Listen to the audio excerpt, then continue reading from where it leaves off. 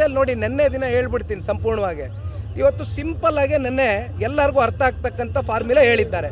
50% ಫಾರ್ಮುಲಾವನ್ನು application ಮಾಡಿದ್ದಾರೆ.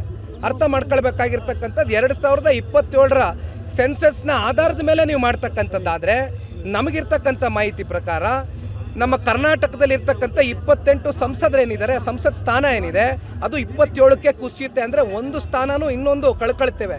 ಆದರೆ ನಿನ್ನೆ ದಿನ ಗೃಹ ಸಚಿವರು ಭಾಳ ಸ್ಪಷ್ಟವಾಗಿ ಹೇಳಿದ್ದಾರೆ, ಕರ್ನಾಟಕ ರಾಜ್ಯ ಸೇರಿದಂತೆ ಆಂಧ್ರ ಇರ್ಬೋದು, ಕೇರಳ ಇರ್ಬೋದು, ತೆಲಂಗಾಣ ಇರ್ಬೋದು, ತಮಿಳುನಾಡು ಇರ್ಬೋದು, ಎಲ್ಲ ಕಡೆನೂ ಕೂಡ ನಮ್ಮ ಕರ್ನಾಟಕನೇ ನಾನು ಹೇಳ್ತಕ್ಕಂಥದ್ದಾದರೆ 28 ಇರ್ತಕ್ಕಂಥ ಸಂಸತ್ ಸ್ಥಾನ 42ಕ್ಕೆ ಹೋಗಿ ತಲುಪುತ್ತೆ ಅಂತಕ್ಕಂಥದ್ದು ಹೇಳಿದರು.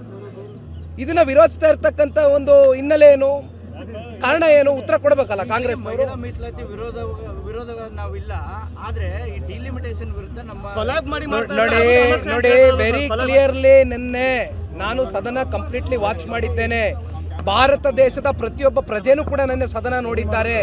ಗೃಹ ಸಚಿವರು ಒಂದು ಮಾತು ಹೇಳ್ತಾರೆ ಸ್ಪಷ್ಟವಾಗಿ, 131ನೇ ಅಮೆಂಡ್ಮೆಂಟ್ ಬಿಲ್ ಏನಿದೆ ಅದರಲ್ಲಿ ನೀವು ಹೇಳೋ ಪ್ರಕಾರ ಮೆನ್ಷನ್ ಆಗಿಲ್ಲ ಅಂತಕ್ಕಂಥದ್ದು ಏನು ಹೇಳ್ತಾ ಇದ್ದೀರಿ. ನನಗೆ 1 ಗಂಟೆ ಟೈಮ್ ಕೊಡಿ, 1 ಗಂಟೆ ಒಳಗಡೆ ಈ ಬಿಲ್ನಲ್ಲಿ ಇದನ್ನು ಕೂಡ ಅಡಿಷನ್ ಮಾಡಿ ನಾನು ತೊಗೊಂಡು ಬಂದು ನಿಮ್ಮ ಮುಂದೆ ಇಡ್ತೀನಿ, ಪಾಸ್ ಮಾಡಿ. 2/3 ಮೆಜಾರಿಟಿ ಬೇಕಾಗಿದೆ. ಜೊತೆಯಲ್ಲಿ ನಿಂತ್ಕೊಳ್ಳಿ, 33% ಹೆಣ್ಣು ಮಕ್ಕಳಿಗೆ ಶಕ್ತಿ ತುಂಬಬೇಕಾಗಿದೆ ಅಂತಕ್ಕಂಥದ್ದು ಹೇಳ್ತಾರೆ. ಇದು ಒಂದು ನೋಡಿ, ಇದು ಇವತ್ತಿನ ದಿನದಿಂದ ಆಗಿರ್ತಕ್ಕಂಥದ್ದಲ್ಲ. ಸನ್ಮಾನ್ಯ ದೇವೇಗೌಡರ ಸಾಹೇಬರ ಒಂದು ಪರಿಕಲ್ಪನೆ ನಮ್ಮ ಹೆಣ್ಣು ಮಕ್ಕಳಿಗೆ ಸ್ಥಳೀಯ ಚುನಾವಣೆಗಳಲ್ಲಿ 33% ರಿಸರ್ವೇಷನ್ನ ಕೊಟ್ಟಂಥದ್ದು. ಅವತ್ತು ದೇವೇಗೌಡರು ಪ್ರಧಾನಮಂತ್ರಿಗಳಾಗಿದ್ದಾಗ ಸಂಸತ್ನಲ್ಲಿ ಅವ್ರಿಗೆ ನಂಬರ್ಸ್ ಇಲ್ಲದೆ ಇರ್ತಕ್ಕಂಥ ಹಿನ್ನೆಲೆಯಲ್ಲಿ ಅವತ್ತು ಕೂಡ ಕಾಂಗ್ರೆಸ್ನವರು ವಿರೋಧ ಮಾಡಿದರು. ಇಲ್ಲಾಂದರೆ ದೇವೇಗೌಡರ ಸಾಹೇಬ್ರ ಕಾಲದಲ್ಲೇ 33% ರಿಸರ್ವೇಷನ್ ಜಾರಿಗೊಳಿಸ್ಬೋದಾಗಿತ್ತು. ಈಗಲೂ ಕೂಡ ಮಹಿಳೆಯರ ಸಬಲೀಕರಣ ಬಗ್ಗೆ ಮಾತನಾಡ್ತಕ್ಕಂಥ ಈ ಕಾಂಗ್ರೆಸ್ನವರು 2,000 ರೂಪಾಯಿ ಗೃಹಲಕ್ಷ್ಮಿ ಕೊಡ್ತಾ ಇದ್ದಂಗೆ ಮಹಿಳೆಯರನ್ನ ನೀವು ಸಬಲೀಕರಣ ಮಾಡೋಕ್ಕಾಗೋದಿಲ್ಲ ಸ್ವಾಮಿ.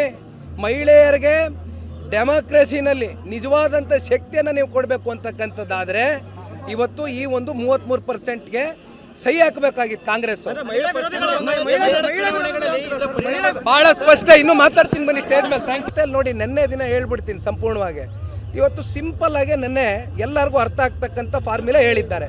50% ಫಾರ್ಮುಲಾವನ್ನು ಅಪ್ಲಿಕೇಶನ್ ಮಾಡಿದ್ದಾರೆ. ಅರ್ಥ ಮಾಡ್ಕೊಳ್ಬೇಕಾಗಿರ್ತಕ್ಕಂಥದ್ದು 2027ರ ಸೆನ್ಸಸ್ನ ಆಧಾರದ ಮೇಲೆ ನೀವು ಮಾಡ್ತಕ್ಕಂಥದ್ದಾದರೆ ನಮಗಿರ್ತಕ್ಕಂಥ ಮಾಹಿತಿ ಪ್ರಕಾರ ನಮ್ಮ ಕರ್ನಾಟಕದಲ್ಲಿರ್ತಕ್ಕಂಥ 28 ಸಂಸದರೇನಿದ್ದಾರೆ, ಸಂಸತ್ ಸ್ಥಾನ ಏನಿದೆ ಅದು 27ಕ್ಕೆ ಕುಸಿಯುತ್ತೆ. ಅಂದರೆ ಒಂದು ಸ್ಥಾನನೂ ಇನ್ನೊಂದು ಕಳ್ಕೊಳ್ತೇವೆ.